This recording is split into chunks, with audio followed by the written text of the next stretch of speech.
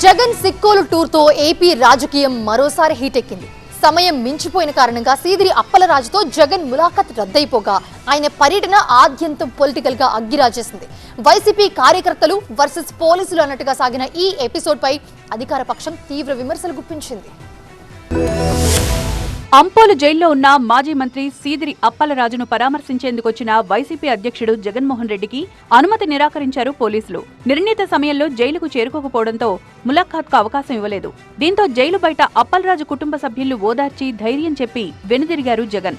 అంతకుముందు జగన్ పర్యటనలో ఆద్యంత ఉద్రిక్త పరిస్థితులు కనిపించాయి. పోలీస్ ఆంక్షలు కాదని భారీగా తరలివచ్చిన వైసీపీ నాయకులు ఎక్కడికక్కడ జగన్ కు ఘన స్వాగతం పలికారు. దారి పొడవునా ఆగుతూ శ్రేణులకు అభివాదం చేస్తూ ముందుకు సాగారు జగన్. బారికేడ్లను తోసుకుని కార్యకర్తలు దూసుకురావడంతో మండపం టోల్ ప్లాజా దగ్గర, అంపోలు జంక్షన్ దగ్గర ఉద్రిక్త పరిస్థితులు ఏర్పడ్డాయి. రణస్థలం మండలం పైడి భీమవరం దగ్గర జాతీయ రహదారిపై మండలి విపక్ష నేత బొత్స సత్యనారాయణ అడ్డుకున్నారు పోలీసులు. దీంతో ఆగ్రహం వ్యక్తం చేసిన బొత్స పోలీసుల తీరుపై మండిపడ్డారు. అయితే జగన్ పర్యటనపై తీవ్ర స్థాయిలో విరుచుకుపడ్డారు అధికార పక్ష నేతలు. విశాఖపట్నం నుంచి శ్రీకాకుళం హైవేపై 120 కిలోమీటర్ల దూరం ప్రయాణానికి 6 గంటల అవసరమా అని ప్రశ్నించారు మంత్రి కొలుసు పార్థసారథి. జగన్ మొదట క్షమాపణ చెప్పి ఉత్తరాంధ్ర పర్యటనలు చేయాలి అన్నారు ఎంపీ కలిశెట్టి అప్పలనాయుడు. నిజంగా పరామర్శే ఆయన ఉద్దేశం అయితే 120 కిలోమీటర్ల నేషనల్ హైవే మీద కేవలం గంటన్నరలో మనం ప్రయాణం చేయొచ్చు. కానీ ఆయనకు కావాల్సింది పరామర్శ కాదు, అక్కడ ఒక విధ్వంసం సృష్టించబడాలి, అక్కడ ఒక భయానక వాతావరణం సృష్టించబడాలి.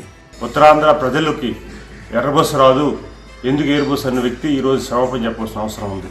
అతి ముఖ్యంగా ఈరోజు జగన్మోహన్ రెడ్డి పర్యటన ఎట్లా ఉన్నాయంటే, ఈరోజు సమాజానికి ఆన్ చేసే వ్యక్తుల్ని, సమాజానికి ఒక మంచి పద్ధతిలో లేని వ్యక్తుల్ని పరామర్శ చేసే పరిస్థితి వస్తుంది.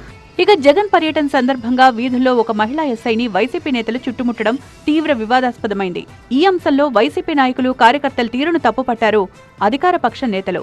పోలీసులపై కూడా దాడులకు తెగబడుతున్నారంటూ ఆగ్రహం వ్యక్తం చేశారు.